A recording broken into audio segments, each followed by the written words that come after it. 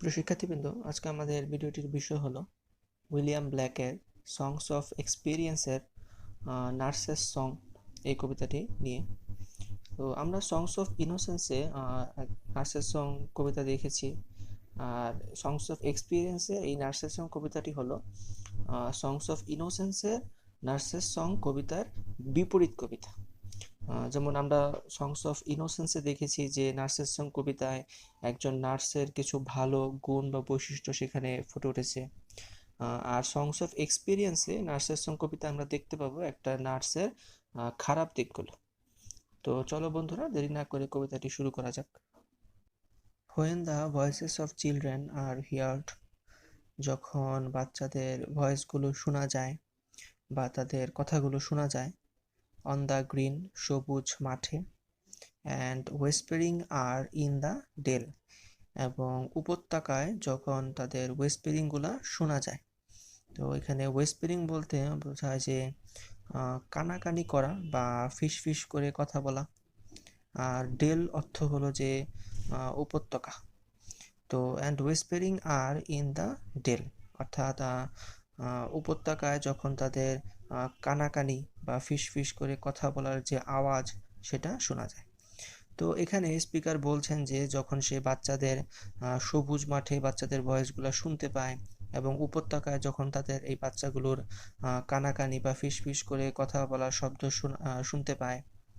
The days of my youth, আমার youth কালের বা আমার যৌবনের যে দিনগুলো, rice fresh in my mind, আমার মনের ভিতর তা ফ্রেশ বা সজীব আকারে উঠে আসে।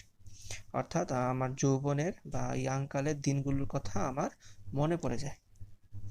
My face turns green and পেল, আমার ফেস তখন সবুজ হয়ে যায় এবং বিবর্ণ হয়ে যায়। এই পেল অর্থ হলো যে বিবর্ণ বা ফ্যাকাশে। তো স্পিকার বলছে যে যখন বাচ্চাদের খেলাধুলার শব্দ, তাদের কথা বলার শব্দ, তাদের ফিসফিস করে কথা বলার শব্দ যখন সে শুনতে পায়, তখন তার নিজের যেই যৌবনকালের কথা সেগুলো তার মনে পড়ে যায়। যখন তার এগুলো মনে পড়ে যায় তখন সে খুব দুঃখিত হয় যে সে তার সেই ইয়াংকালের জীবনটা এখন হারিয়ে ফেলেছে। সে এখন অ্যাডাল্ট প্রাপ্তবয়স্ক হয়ে গেছে, এখন সে আর ইয়াং নেই। তো এখন সে আর ইয়াংকালের মতো আনন্দও করতে পারে না। তো সে এখানে দুঃখিত যে সে তার যৌবনটা হারিয়ে ফেলেছে। আর এই বাচ্চাদের দেখে সে কিছুটা হিংসিত, তার হিংসা হচ্ছে। এই কারণে যে বলা হচ্ছে যে my face turns green and পেল, এবং যে তার মুখটা সবুজ এবং বিবর্ণ হয়ে গেছে, মানে হিংসায় তার মুখটা বিবর্ণ হয়ে গেছে। দেন কাম হোম মাই চিলড্রেন, তো বাচ্চারা সবাই বাসায় চলে আসো। The sun is gone down, সূর্য ডুবে গেছে। And the dews of night arise, dews অর্থ হলো যে শিশির বা কুয়াশা। And the dews of night arise, এবং রাত্রির যে ডিউ বা কুয়াশা সেটা বৃদ্ধি পাচ্ছে, সুতরাং তোমরা বাসায় চলে আসো। তো এখানে আসলে স্পিকার অজুহাত দেখাচ্ছেন যে সন্ধ্যা হয়ে গেছে বা রাত্রের ডিউ পড়া শুরু হয়ে গেছে, তোমরা বাসায় চলে আসো। যেহেতু সেই বাচ্চাগুলোদের দেখে স্পিকার নিজেও মানে সেই নার্স নিজেও হিংসিত হচ্ছিল, তো সে এই রাত্রির অজুহাতে বাচ্চাদের বলছে যে তোমরা ঘরে ফিরে আসো।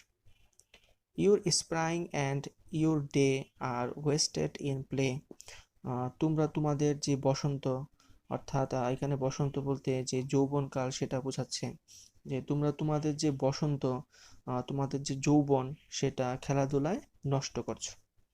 And your winter and night in disguise, এবং তোমাদের যে শীতকাল এবং রাত্রি তা ছদ্মবেশে আছে বা তোমাদের সামনে আছে। তো এখানে শীতকাল এবং রাত্রি বলতে মূলত মানুষের জীবনের যে বিভিন্ন সমস্যা তা বোঝানো হচ্ছে, যে তোমাদের জীবনের আগামী জীবনের যে বিভিন্ন সমস্যা তা ছদ্মবেশে আছে, অর্থাৎ তোমাদের সামনের জীবনে আছে। তো তোমরা সবাই বাড়ি ফিরে আসো, যে বাড়ি ফিরে গিয়ে তোমরা ঠিকমতো পড়ালেখা করো। তো এমন একটা মিনিং এখানে বোঝাচ্ছে। আর এই অংশটুকুতে স্পিকার মূলত তার যেই হিংসা ছিল, যে বাচ্চাদের খেলাধুলা করতে দেখে তাদের হাসি হৈ হুল্লোড় দেখে সে যখন হিংসিত হয়েছিল, তো তো সেই হিংসা থেকে সে এখানে অজুহাত বের করছে যে সন্ধ্যা হয়ে গেছে, রাত্রে কুয়াশা পড়া শুরু হয়ে গেছে, তোমরা বাসায় চলে আসো, আর তোমরা তোমাদের এই যৌবনকালটাকে খেলাধুলা করে নষ্ট করছো, আর তোমাদের জীবনে অনেক সমস্যা আসতেছে, তো তোমরা ভালো করে পড়ালেখা করো, জীবনে আস্তে আস্তে উন্নতি করো। তো এই অজুহাতে সে বাচ্চাদের খেলাধুলা থেকে বিরত রাখতে চাইছেন। তো এখানে তার যেই কপটতা সেটা দেখানো যাচ্ছে যে সে বাচ্চাদের খেলাধুলাকে সহ্য করতে পারছে না। তো এভাবেই এটা সংস অফ ইনোসেন্সের যেই নার্সের সং কবিতা, অথবা সেখানে যে নার্সের কথা বর্ণনা করা হয়েছে, তো সেই নার্স থেকে সংস অফ এক্সপিরিয়েন্সের এই নার্সের সং কবিতার যে নার্স, সে ভিন্ন। সেখানে আমরা দেখেছি যে একজন নার্স বাচ্চাদের সব আবদার মেনে নেয়, সে খুব ভালো, তার ভালো দিকটা সেখানে প্রতিফলিত হয়। আর এইখানে সে বাচ্চাদের থেকে জেলাস ফিল করে, সে বাচ্চাদের নিয়ে জেলাস ফিল করে এবং তাদেরকে খেলাধুলা থেকে বিরত রাখার জন্য বিভিন্ন অজুহাত দেখিয়ে তাদেরকে বাসায় ডেকে নিয়ে যাচ্ছে। তো এই হলো সংস অফ এক্সপিরিয়েন্সের নার্সেস সং কবিতাটি নিয়ে যদি কোনো প্রশ্ন থাকে তাহলে অবশ্যই কমেন্ট করে জানাবে। আর ইংলিশ লিটারেচার সম্পর্কিত বিভিন্ন ক্লাস পাওয়ার জন্য আমাদের চ্যানেলটিতে এখনই সাবস্ক্রাইব করে রাখো।